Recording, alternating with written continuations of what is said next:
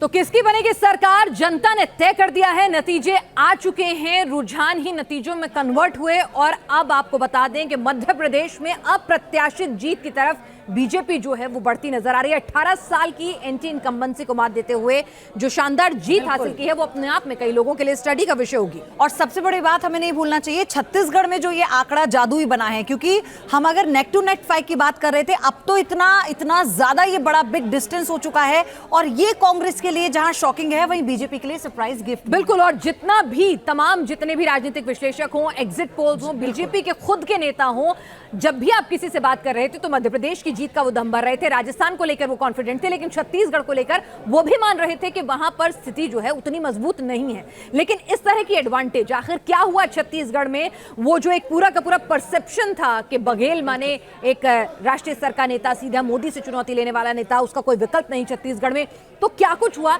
इसको भी समझेंगे। लेकिन अभी कुछ जो अहम बातें निकल कर आ रही है नतीजों से, वो अपडेट देते हैं आपको।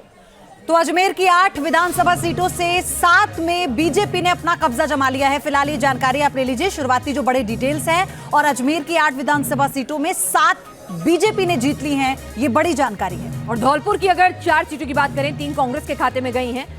अजमेर से सांसद भागीरथ चौधरी हार गए हैं, तो ये बड़ी जानकारी है। भागीरथ चौधरी हार गए हैं, इनके बयान आपने सुने होंगे। और साथ ही चुरू की सादलपुर से बीएसपी के मनोज न्यांगली भी जीते हैं, ये भी जानकारी मिली है। राजस्थान में बीएसपी ने 2 सीटों पर अपनी जीत जो है वो दर्ज की है। एक में औपचारिक घोषणा हो गई है, दूसरे में एक अच्छी बढ़त जो है वो बनाई हुई है। और जयपुर से इस वक्त की बड़ी खबर, वसुंधरा राजे बीजेपी दफ्तर पहुंची हैं। वसुंधरा राजे बागी तेवर, कहा जा रहा था शंट किया जा रहा है उनको, लेकिन एक बड़ा कद, बड़ी नेता, पार्टी के खिलाफ कभी कुछ बोला नहीं। क्या पार्टी इसको मानेगी, इसका मान देगी, या फिर राजस्थान में एक अलग चेहरा ही मुख्यमंत्री पद पर काबिज होगा? हालांकि इससे पहले वसुंधरा राजे खुद अपनी तबीयत का कई बार हवाला दे चुकी हैं, लेकिन चूंकि अब एक तरह से वापसी सत्ता में की है बीजेपी ने, और वसुंधरा राजे जब इससे पहले बोली थी, बहुत संक्षेप में उन्होंने सारा श्रेय प्रधानमंत्री नरेंद्र मोदी को, गृह मंत्री अमित शाह को, राष्ट्रीय अध्यक्ष जेपी नड्डा को दिया। और उसके बाद अब देखिए क्या आज वो और कोई बड़ा बयान देंगी। हालांकि उस पर उन्होंने और बोलने से मना कर दिया था। अब दफ्तर पहुंची हैं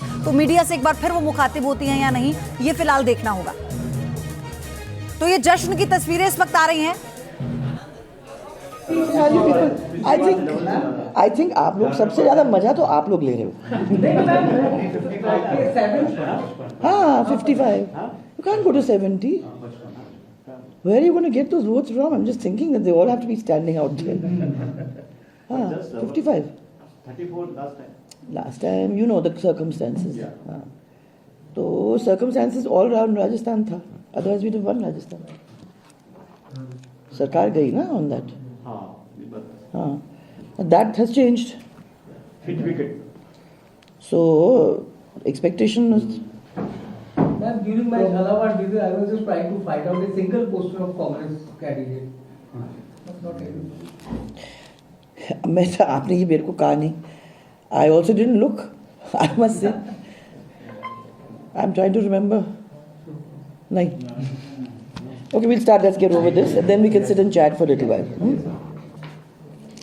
तो सबसे पहले राजस्थान की ये जो शानदार जीत है, ये माननीय हमारे प्रधानमंत्री नरेंद्र मोदी जी, जिनका मंत्र था ये सबका साथ, सबका विकास, सबका विश्वास और सबका प्रयास, ये उसकी जीत है। उनकी दी हुई गारंटी की जीत है। ये जीत हमारे माननीय केंद्रीय मंत्री होम मिनिस्टर अमित शाह जी की रणनीति की जीत है।